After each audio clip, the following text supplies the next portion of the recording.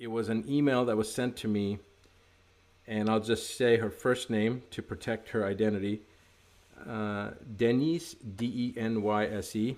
Maybe that's not protecting identity because that's not a common name, but anyway, Denise is her name, and she sent an email, and this email talked about something that's happening in Canada. The subject was leaked email from Liberal Party of Canada lays out the plan for what's going to happen in November, December, and then the first and second and third quarters of 2021. Now, this is not based upon what a person's opinion is or conjecture is.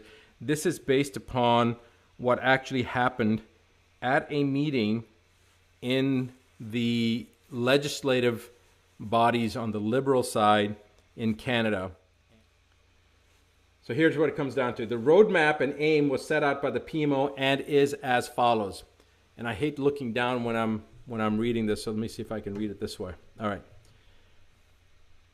Phase in secondary lockdown restrictions on a rolling basis, starting with major metropolitan areas first and expanding outward. Expected by November 2020. Next one. Rush the acquisition of or construction of isolation facilities across every province and territory. Expected by December 2020. These are concentration camps they're talking about. Daily new cases of COVID-19 will surge beyond capacity of testing. Interesting that they already know that they're going to surge, right? Why? Because they know that if there is such a virus out there, assuming that there's a real virus out there, the testing is already going. It's already predetermined. They're testing. They're attenuating. They're basically amplifying the RT-PCR test to the point that every human being will test positive. That's what their goal is. All right. So the new daily new cases of COVID will surge beyond capacity of testing, including increases in COVID-related deaths following the same growth curves, expected by end of November 2020. Complete and total secondary lockdown, much stricter than the first and second rolling phase restrictions, expected by end of December 2020, early January 2021. Reform and expansion of the unemployment program to be transitioned into the Universal Basic Income Program, expected by Q1 2021.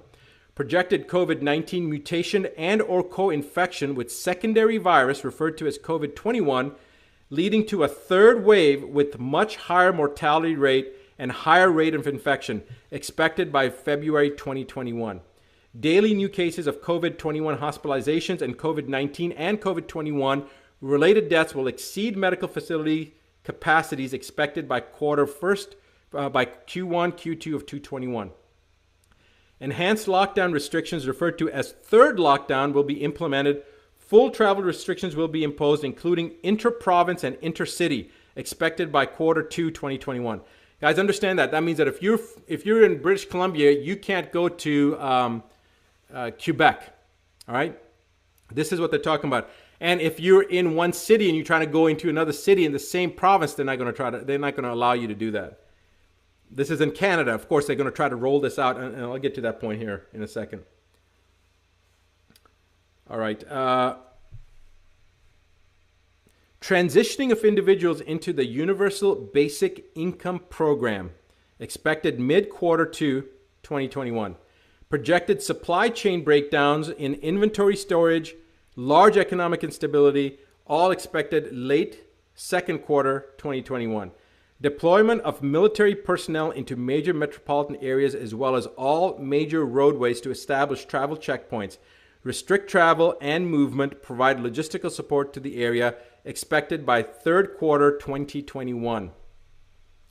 Along with that provided roadmap, the Strategic Planning Committee was asked to design an effective way of transitioning Canadians to meet an unprecedented economic endeavor, one that would change the face of Canada and forever alter the lives of Canadians.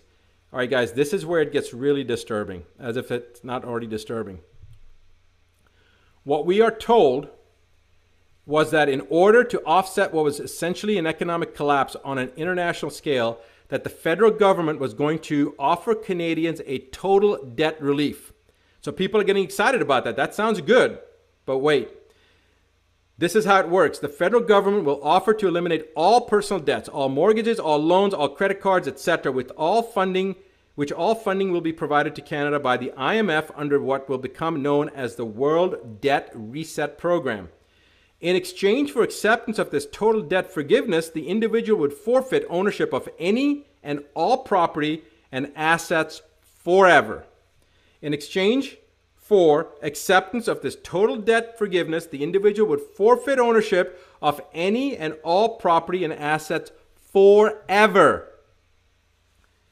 The individual would also have to agree to partake in the COVID-19 and COVID-21 vaccination schedule, which will provide the individual with unrestricted travel and unrestricted living even under a full lockdown. So if you agree, you can go do anything you're doing as long as you partake in the COVID-19 and COVID-21 vaccination schedule, regardless of the lockdown. Magically, you take this vaccine and boom, guess what? You don't have to social distance. You don't have to wear a mask anymore because you have already gotten your vaccines. All right. So this is unrestricted living even under a full lockdown through the use of a photo identification referred to as Canada's Health Pass. Committee members asked who would become the owner of the forfeited property and assets in that scenario, and what would happen to lenders or financial institutions. We were simply told the World Debt Reset Program will handle all of the details. So when they were asked what happens to the property and what happens to the banks, don't worry about it. We're going to take care of it. That's what they were told. All right. And now it gets really, really interesting. Wow. Committee members asked who would become, I read that. Several committee members also questioned what would happen to individuals if they refused to participate in the World Debt Reset Program or the Health Pass or the vaccination schedule. The answer we got was very troubling. Essentially, we were told it was our duty to make sure we come up with the plan, meaning the Liberal Party was told that it was their duty to come up with a plan to ensure that would never happen. We were told it was in the individual's best interest to participate. When several committee members pushed relentlessly to get an answer, we were told that those who refused would first live under the lockdown restrictions indefinitely, and that over a short period of time, as more Canadians transitioned into the debt forgiveness program, the ones who refused to participate would be deemed a public safety risk and would be relocated into isolation facilities. Once in those facilities, they would be given two options: participate in the debt forgiveness program and be released, or stay indefinitely in the isolation facility under the classification of a serious public health risk and have all your assets seized. As you can imagine, after hearing all of this, it turned into quite the heated discussion and escalated beyond anything I've ever witnessed before. In the end, it was implied by the PMO that the whole agenda will move forward no matter who agrees with it or not. That it won't just be Canada, but in fact, all nations will have similar roadmaps and agendas. That we need to take advantage of the situations before us to promote change on a grander scale for the betterment of everyone. The members who were opposed and ones who brought up key issues that would arise from such a thing were completely ignored. Our opinions and concerns were ignored. We were simply told to just do it. All I know is that I don't like it, and I think it's going to place Canadians into a dark future.